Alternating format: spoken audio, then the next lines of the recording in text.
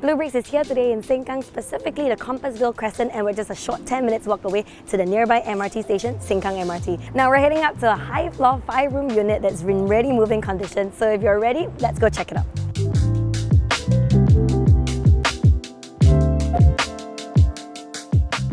Welcome to this Bleubricks home tour in Compassvale Boardwalk. Today we'll be exploring with 5 BB Reno ideas, so stay tuned with me to the very end. Let's begin with the BB facts.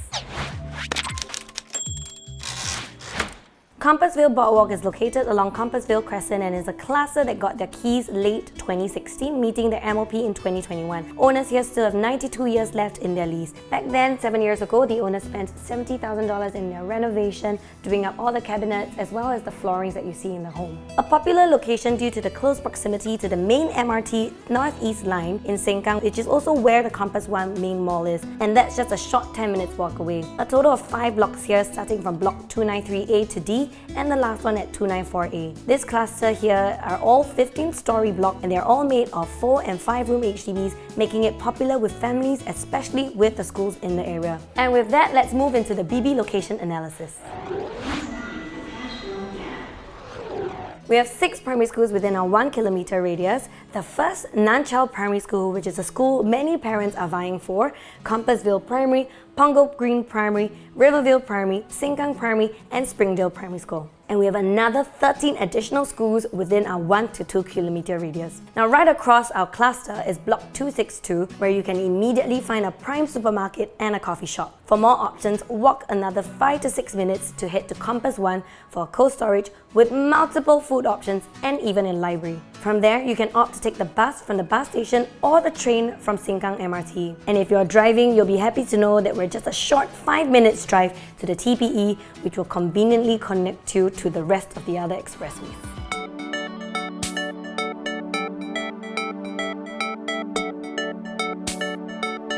Now let's start with the interior. Let's check out the foyer. Over here, the owners have already dedicated a space for a shoe cabinet as well as a seating space, which I think is really great. You'll see that we have a really large foyer walking area here, and that's because the owners actually made the kitchen a little bit smaller, but I think you'll agree with me that the kitchen is still large enough to accommodate for all your necessities. So just to demonstrate a little bit, this was originally where the kitchen line would end. So what they've done is actually remove this area here and then convert this to a storage play area or a holding area for the kids. Now there are 2 types of floor plans that you can find in the development. Now the first one is where you can find an L-shaped kitchen, and the second one is similar to what we have, where we have a longer kitchen. And come with me inside, you will see that because of the floor plan type, it gave the owners the flexibility to do up a glass wall here, which allows more light to come in, and also still have sufficient space for you to cut out a smaller kitchen where you can still have a long countertop space and your necessities towards the side. Lots of cabinets have already been accounted for, and I think really nothing much needs to be done. And they've also kept the yard area with the drying rack above us and space enough for a washer and a dryer.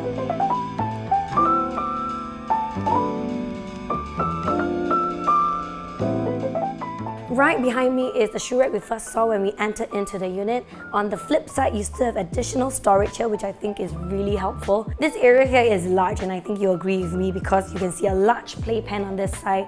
You still have a piano over on this end and your TV console towards this side here. Above me, they have installed their high-cool fan and even one above the dining. So the space here is large enough for them to add in a 4-seater sofa. If you want, you can comfortably add an even larger one if you like to, and even still have space to accommodate for an even larger TV. This area here will be comfortable for you to hang out the whole entire day, even in the bedrooms as well, because towards my left here, we're actually facing towards the north, so you don't get direct afternoon or morning sun coming in. So right now we're in the dining area where the owner has a 6-seater dining. You can comfortably upgrade into a larger one if you want to. So my first BB Reno idea for you is to remove this wall here. Perhaps you can explore with doing a dry kitchen or a bar counter. Or my second BB Reno idea is to completely remove this glass area, and you can accommodate for maybe a 10-seater round table that would even be comfortable with this space here.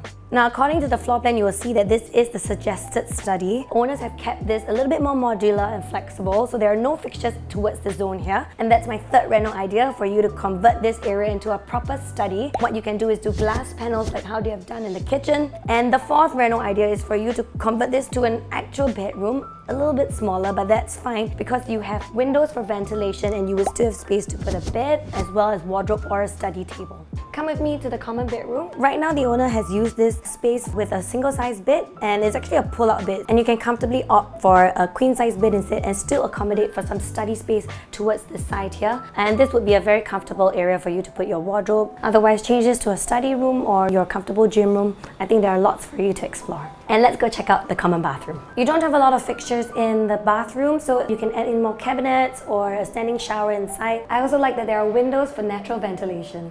Alright, let's head into the master bedroom to check out our quick comparative pricing analysis. Let's go. In the Sumang cluster at Matilda Court 230 series and Matilda Sundeck 226 and 227 series, that's closer towards Sutik LRT with about a 13 minutes walk. The units there also started their lease in 2016 and 2017, similar to ours, and their prices there for a 5-room HDB is starting at 680,000 with an average of around 750 and upwards to 850,000 for more renovated units. When we get closer towards the Punggol MRT side, the cluster at the 273 series with their lease starting from 2011 have their asking prices at 880,000 to 890,000. The premium is contributed by the close proximity to the MRT station and mall. Across the expressway, let's come back to the Sengkang side. Towards the Farmway LRT region, 17 minutes walk to Sengkang MRT is Anchorvale Cove, the 334 to 336 series, and they had their lease starting 2 years earlier in 2014. The 5 rooms are asking at 700,000 to 770,000 odd. Going even closer to the Sengkang MRT side, Compassvale the 215 to 217 series, they have their asking prices between 880,000 to 1.2 million.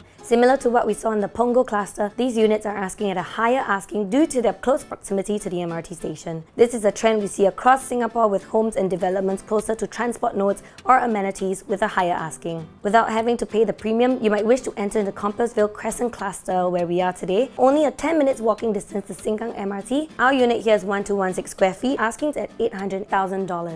Now let's move on to the BB financial analysis. If you're buying as a first-timer, you're in a good position because of the grants you're potentially entitled to. Let us demonstrate with a Singaporean married couple with both a combined income of $10,000. With their first-time purchase, they're entitled to a $50,000 family grant and a proximity grant of $20,000 because they're staying within 4 km of their parents' place. This amount can be used for their full down payment on the asking of $800,000. A down payment of 20% equates to $160,000. Deduct away the grants eligible, the remaining down payment is at $90,000, which the couple can fully utilize from their CPF OA. Keeping it conservative, assuming they have worked around 3.5 years and have saved up their OA, they would still have sufficient to use the amount for their down payment. 23% of income goes to their OA, and that would mean $1,150 each. Breaking it down for you, they would have saved approximately $96,900 in 3.5 years in their OA, leaving them with still some healthy CPF for their monthly mortgage. With the couple taking an HDB loan with a tenure of 25 years at a 2.6% interest rate, the monthly mortgage comes up to be $2,903 with 48 cents. Minus their monthly contributions of $1,150, multiplied by 2, they will have a total of $2,300. Now the couple will then only need to top up another $603.48. Before touching their cash, they can use their remaining CPF in their OA to pay their monthly mortgage, which should last them at least a year before touching any cash. On top of that, the home requires almost no work, therefore little to no additional cash outlay is necessary.